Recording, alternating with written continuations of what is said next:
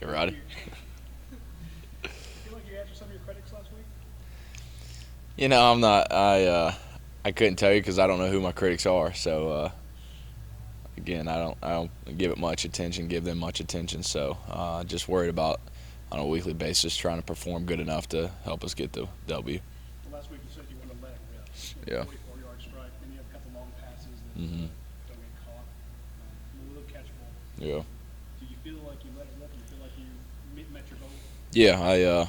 I felt a lot better about just kind of going out there and playing more freely, playing off instincts, and that's something I want to get back to. Um, just kind of playing off what kind of got me here, which was kind of being a gunslinger, being that having that mentality of just kind of letting it rip. So that's something I hope to continue. When you watched the tape, what did you like about your performance? What did you dislike? Well, as far as dislike, I think you got to start with the interception. You know, never good to turn the ball over. So I'll definitely learn from that. But I think there's a lot of positives out of that. We were a lot more consistent, and as far as throwing the ball down the field, we were able to have more explosive plays, which is something we're really trying to get out of our offense. Explosive plays, and we don't really know how much we're going to throw the ball with as strong as a run game we have. But when we do throw it, we'd like to have some explosive plays in there. And so, and then I thought we were really good. I think we were 100% in the red zone, which is awesome. And then we were a little better on third down, and we could have been really good on third down without a holding call and one other third down, a third down ball that could have been a little more accurate. And I think Chris, maybe if you ask him, he probably would say probably could have caught. So you're looking at 60% on third down, which is really good for us if we would have converted two more. But that's something we're trying to work on. Be 80% or higher in the red zone, and then we want to be 45% or higher on third down. This game almost worth more than just one game. So the East is on the line here, right?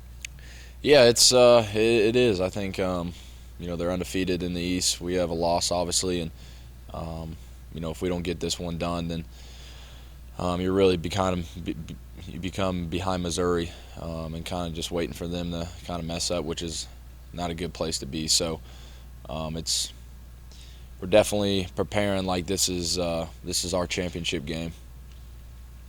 You've been protected pretty well this season. Hmm. Right down at the bottom in the sacks and Yeah. versus stuff. But Missouri kind of presents a new challenge. Those defensive ends, the crowd noise. It's kind of your first real road test against these good pass rushers. Can you talk about kind of how you guys are working towards what things you're working on to be more effective in defending against that?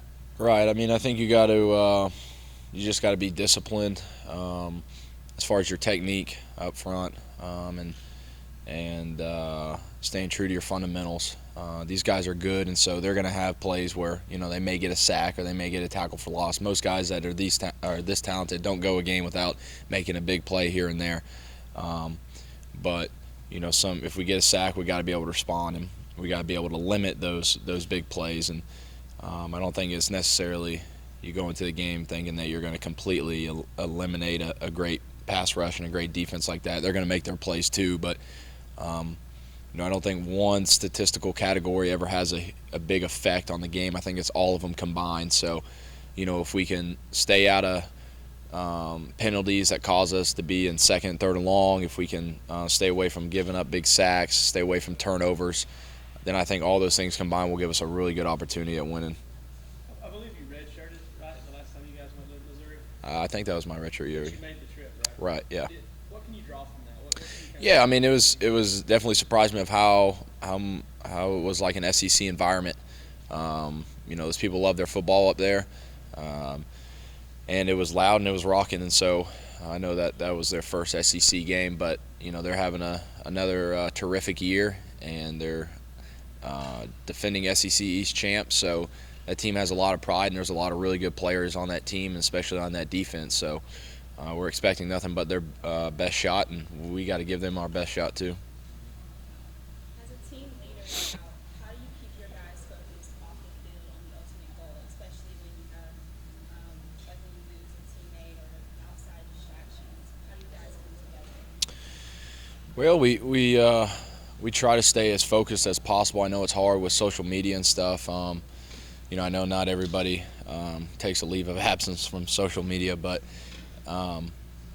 you try, and Coach Rick and the coaches try to keep guys. We're up here for so long in this combine during a weekly basis that it helps to kind of be up here for 7 or 8 hours, and you're just watching film or you're working out, and so much of your focus is on football. But like you said, when you go home at night or when you do have free time on the weekends, I think it's just accountability, and that's something we preach as far as maybe if you're going out downtown or wherever you're at, make sure you go with a group of guys, a group of teammates, where you're always not alone. Someone may come up to you and do something that's pretty unpredictable, so it's pretty good to have your teammates there with you, and to always make sure that you always got somebody watching out for you and covering your back. Was your confidence shattered when they brought in Bryce Rams?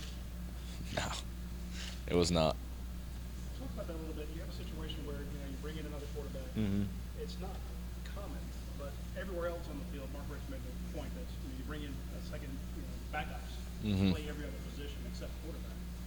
When Bryce is out there, what's going through your mind? I try to worry about what I can control, and I think it's easy to worry about what you can't control. I think it's kind of human nature. But I think when I start to worry about how many reps Bryce is getting or why the coaches are doing it, or just kind of worrying about stuff I can't control, then it kind of takes your focus off what I need to be doing that really matters. And what I need to be doing is preparing on a daily basis to help this team win Saturday. And so whether it's at practice, whether it's at a walkthrough, I'm doing my best not to concern myself with it, and with the reps I get and with the preparation that I put in to make sure that when Hutson Mason's on the field that he's preparing to produce his best product, which will give Georgia the best shot at winning. And the rest of the stuff you really just can't worry about. What was your advice, Cam? What was my advice? I didn't give him any advice. I mean, we communicate after the plays, and we talk about what the defense is doing and stuff, but there was no rah-rah speech or anything.